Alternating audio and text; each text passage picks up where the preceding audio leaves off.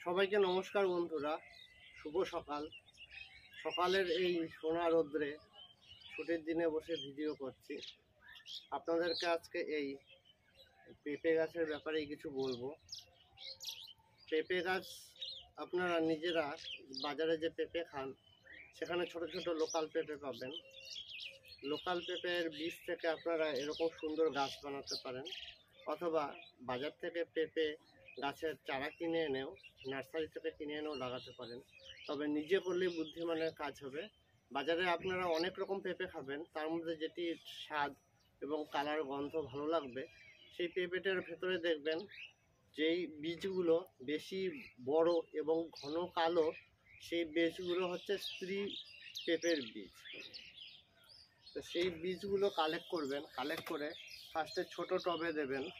ছোট টবে দিলে এরকম গাছ হবে। তারপরে সেই গাছগুলোকে আর একটু বড় গ্রো ব্যাগে দেবেন। গ্রো ব্যাগে দিলে যখন দেখবেন গাছটি এরকম সুন্দর বড় হয়ে গেছে এবং ভেতর থেকে ছোট ছোট ফুলের মতন দেখা যাচ্ছে, তখন হচ্ছে এই গাছগুলোকে বড় কার্টুনে রিপ্লেস করবেন। মাছের কার্টুনগুলো হচ্ছে সবজি চাষ করার বা বিভিন্ন বড় ফল গাছ চাষ করার জন্য আদর্শ। অবশ্যই নিচে ফুটো করে দেবেন যাতে এক্সেস জলটি বেরিয়ে যায়, তাহলে আপনারা এত সুন্দর পেঁপে গাছও পাবেন এবং পেঁপে ধরতেও দেখবেন। পেঁপে গাছের খুব বেশি যত্ন লাগে না। মাঝে মাঝে এই মাথাটা, পেঁপে গাছের অ্যাকচুয়ালি সমস্যা হচ্ছে এই মাথাতে মাঝে মাঝে নিম তেল মেশানো জল এবং শ্যাম্পু মেশানো জল স্প্রে করে দেবেন, মাঝে মাঝে ছাই ছিটিয়ে দেবেন, তাহলে দেখবেন পেঁপে গাছটি ভালো থাকবে।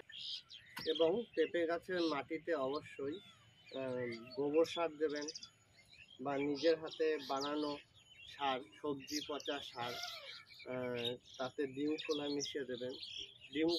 ডিম খোলা অবশ্যই সেদ্ধ ডিমের নেবেন এবং সেটি যেন লোকাল হাঁস বা লোকাল মুরগির ডিম হয়। জৈবভাবে যেহেতু চাষ করছেন তাই পোলট্রি মুরগির ডিম নেবেন না।